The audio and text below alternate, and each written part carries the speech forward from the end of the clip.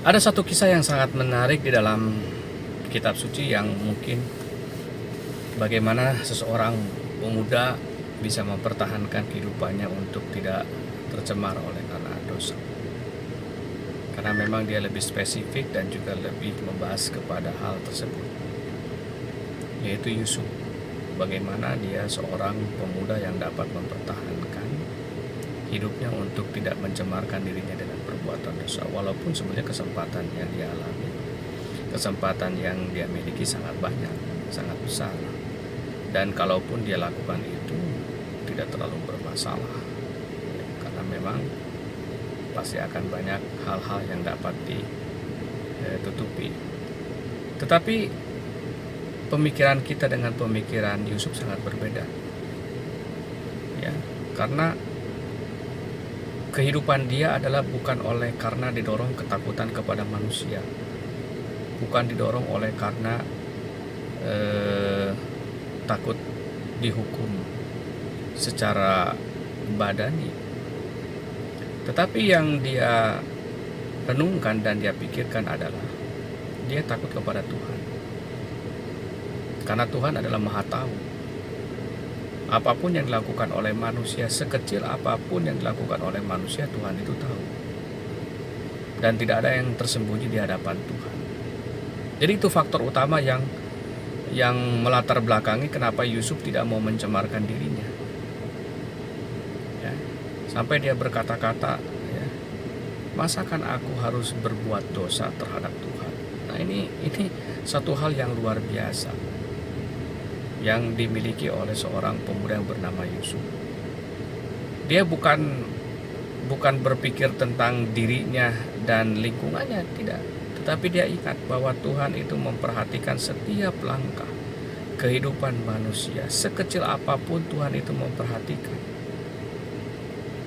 Apalagi dalam perkara-perkara yang tentunya bertentangan dengan segala kehendak Tuhan. Ini sangat-sangat luar biasa. Itulah yang Yusuf pegang di dalam kehidupannya untuk dia tidak jatuh ke dalam dosa.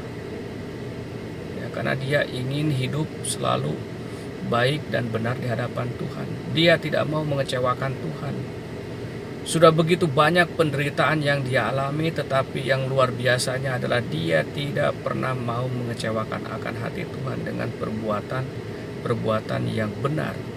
Yang ini memberikan satu teladan kepada kita, kenapa kita juga tidak bisa memiliki roh dan juga kehidupan seperti Yusuf. Inilah waktunya. Kalau kita ingin menikmati kembali kehidupan Eden yang Tuhan sudah siapkan bagi kita, yang Tuhan sudah sediakan bagi kita, adalah kita harus belajar dari Yusuf. Ya, dia tidak peduli. Ya, dia tidak peduli kepada apa yang manusia pikirkan, tetapi yang dia pedulikan adalah bagaimana Tuhan bisa melihat dia sebagai seorang yang benar dan suci di hadapan siapa? Di hadapan Tuhan.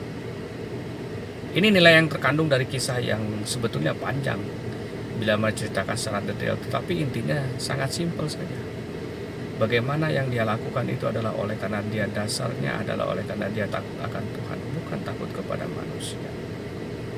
Dan kisah yang luar biasanya bila mana saudara perhatikan, pada akhirnya dia tidak mendapatkan sesuatu yang buruk, malahan dia mendapatkan suatu kekuasaan yang luar biasa. Ya, Tuhan berikan kepadanya begitu berlimpahnya, powernya ada, ya kan, hartanya begitu banyak. Ini luar biasa. Jadi kesetiaan kita kepada penurutan akan hukum Tuhan itu tidak mendapatkan sesuatu yang baik, pasti akan memperoleh sesuatu yang luar biasa.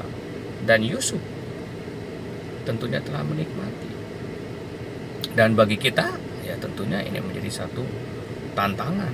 Apakah kita bisa memiliki kehidupan seperti Yusuf? Harus. Yusuf saja bisa, kenapa kita tidak? Apa bedanya kita dengan Yusuf? Tapi memang cuma satu bedanya. Zaman sekarang ini manusia memang begitu rapuh, begitu mudah diganggu oleh apa? Oleh godaan-godaan yang datang kepada kita. Oleh karena itu, bila mana kita ingin kembali ke Eden, belajarlah untuk kita berhenti berbuat berdosa. Semoga Tuhan berkati kita.